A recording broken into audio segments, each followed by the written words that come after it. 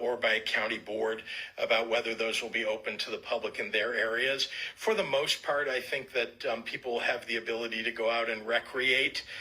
What we are trying to discourage is people recreating and not getting together. We want people not to get so close together that they're violating this kind of 6-foot rule, room together in the same facility. So we're actually working to provide the right size, small sizes of perhaps a half a dozen children, especially for our healthcare workers, I want to point out. And I would like to just make a special plea as the mayor was suggesting, that our healthcare workers are really on the front lines here. So whatever you can do to make their lives easier, including helping them with childcare, helping them with getting groceries perhaps, and dropping them off at their door, I would very much appreciate that. I know they would appreciate that, and you'd really be doing something important for our state.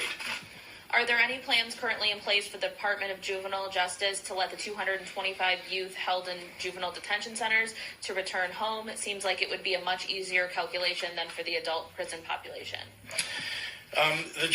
We have Department of Juvenile Justice in the state. We do not have very many kids who are in those facilities in general. It's a little over 200, as was suggested.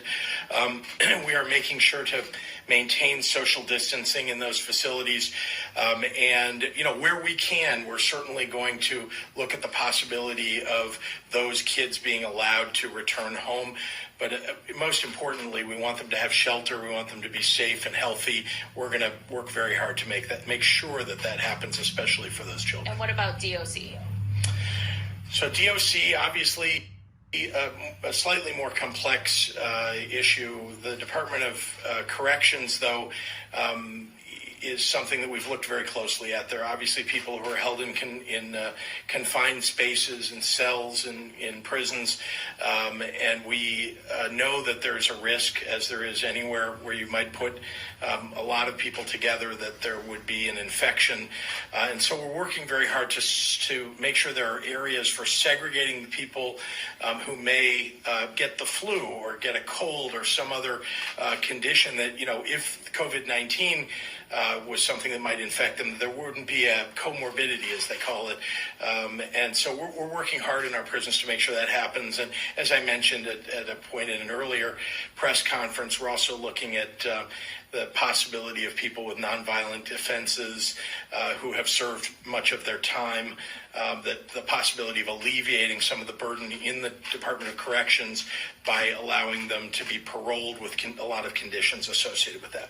Mayor, Governor, have either of you or anyone close to you or on senior staff been tested for coronavirus? What precautions are you taking as you're faced with governing through this crisis? My staff, thank goodness, has been healthy. We had somebody who went home not feeling well at one point, and ultimately she was tested negative. She's back at work. She feels fine now. We've all been practicing social distancing. We've been, I think, doing a good job of, we've let a lot of our staff work from home.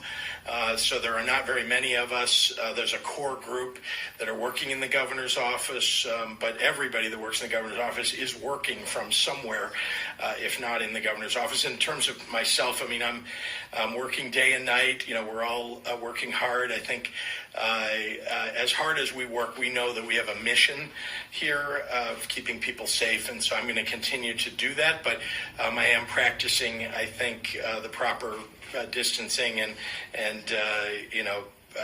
rules that I think we've given to everybody else. Yep. The mayor, I'm sorry. There's nobody on my team that I'm aware of that has tested positive. Obviously, we've had city workers who have.